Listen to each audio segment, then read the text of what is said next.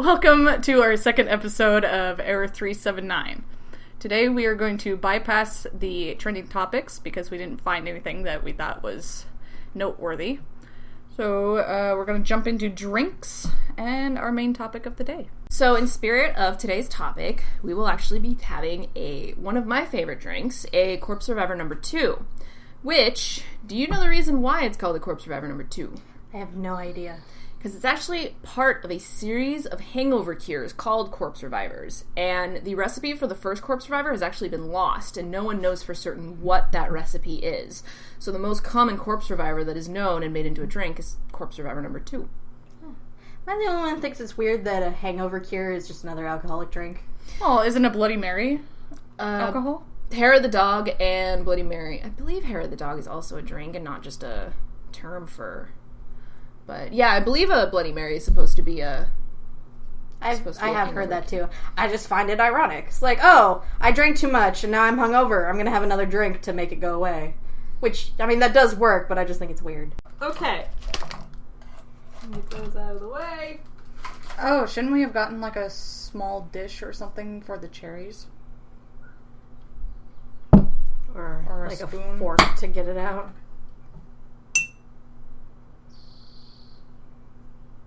Nah. So, for Corpse Reviver number 2, you're going to want 1 part gin, 1 part Lillet Blanc, 1 part Cointreau, which again is hiding back here, and 1 part lemon juice, which we have pre-measured in our test tubes.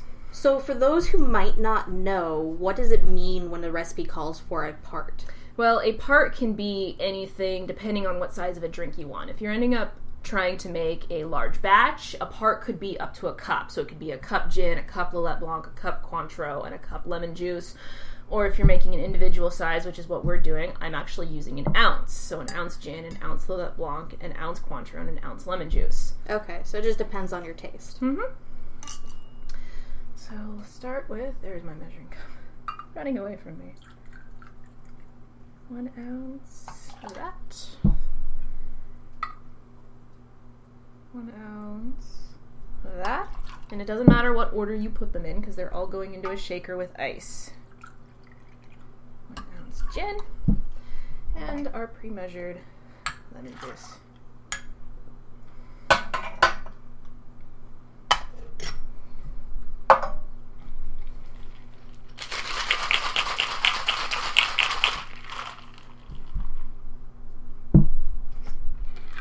And there we have a Corpse Reviver.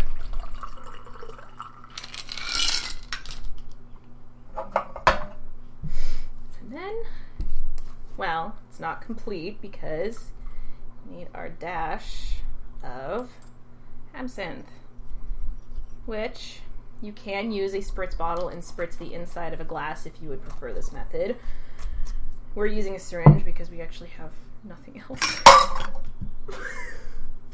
It just popped off on its own. Don't break anything. It popped off on its own.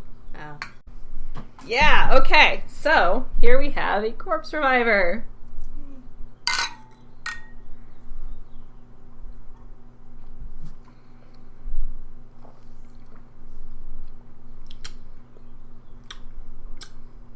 Tangy. It is a very tangy drink, yes. I am alive! The governor has returned from the dead. What's up, guys? Nice nap? Oh, very. You look a little stiff. Yeah, I gotta work out the kinks. Alright. So today's topic is about The Walking Dead, although it is primarily about the spin-off that's going to be released this summer.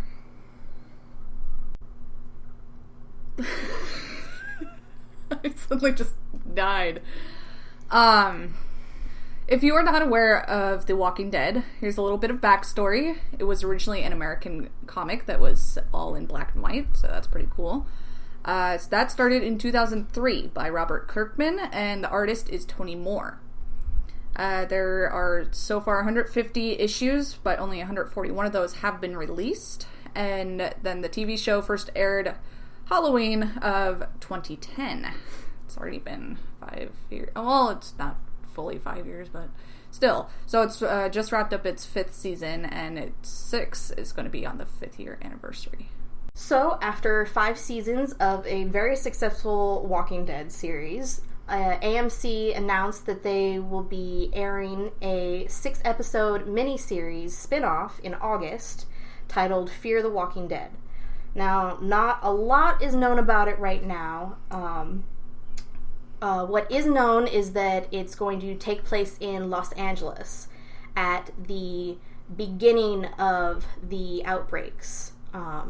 So it's basically going to be, as far as I can tell, a show about how the whole thing started.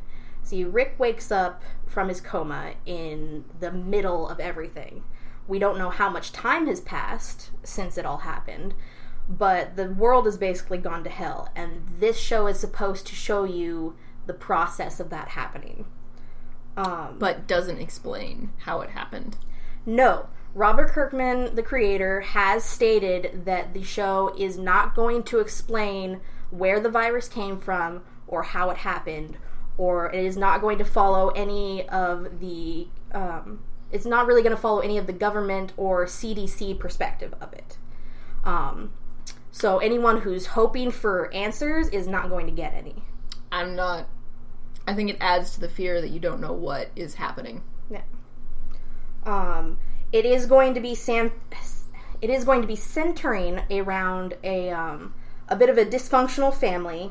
The most known about characters right now is the leading male, Travis, is a divorced teacher with a son who is dating Madison, a guidance counselor that works at the same school, and her 2 children, Nick, who is battling a drug addiction problem, and her daughter, Alicia.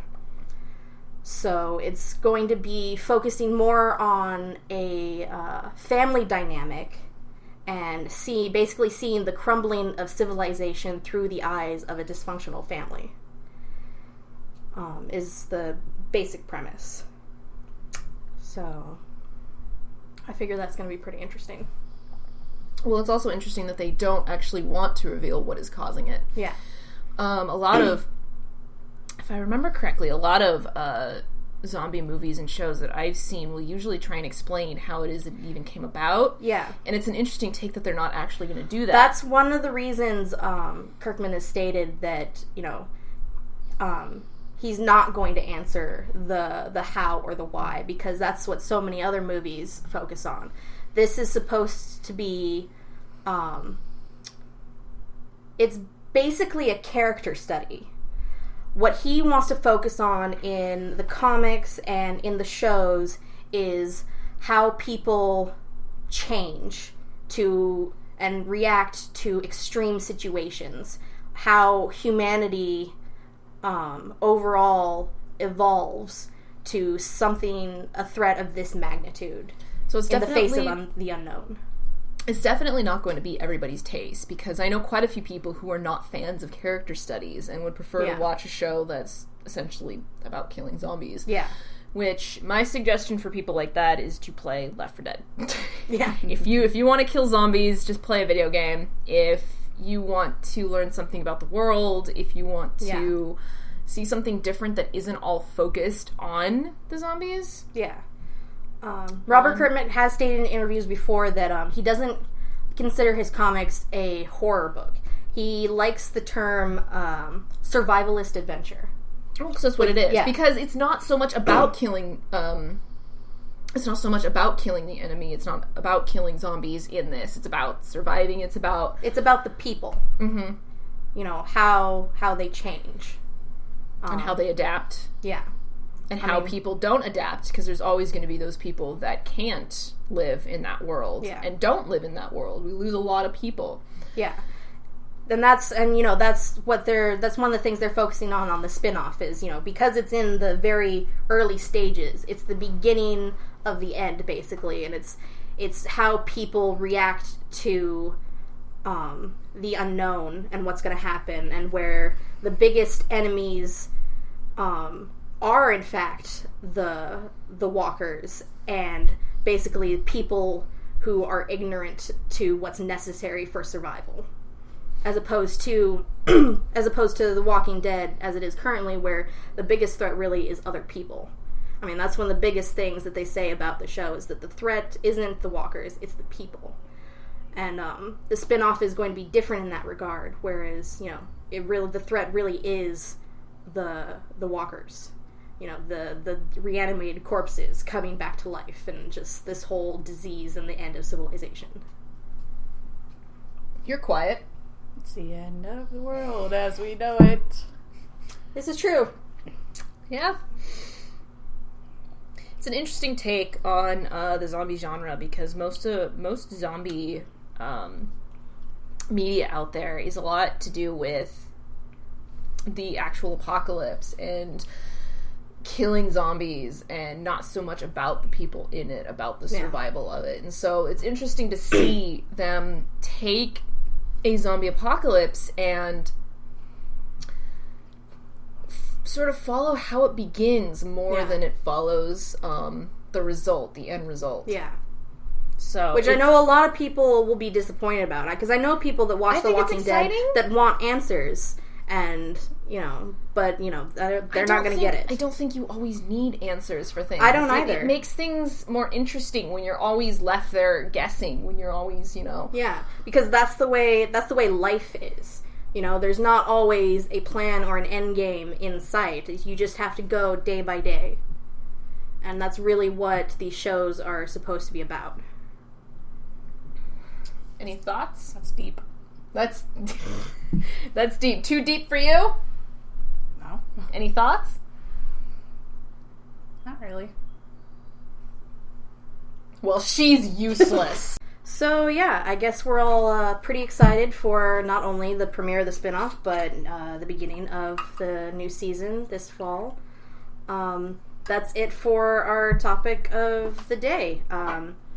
Let us know what you are excited about for the upcoming new season and the spinoff, and what your thoughts are on what we discussed, the end of the world, so to speak.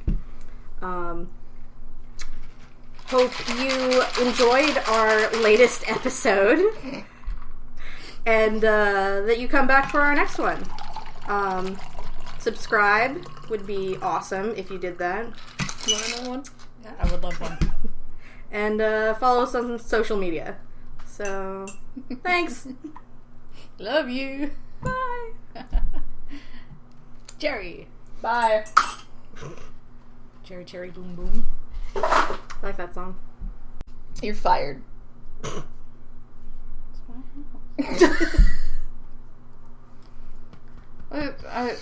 What am I supposed to add?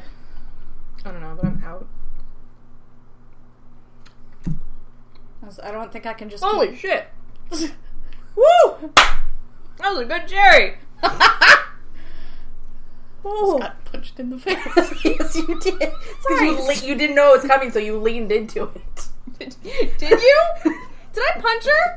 How did I punch you? You basically smacked her in the face. How? Because you went, woo! And she didn't... And I didn't see it, but I saw it last second, so I looked back. You didn't see it!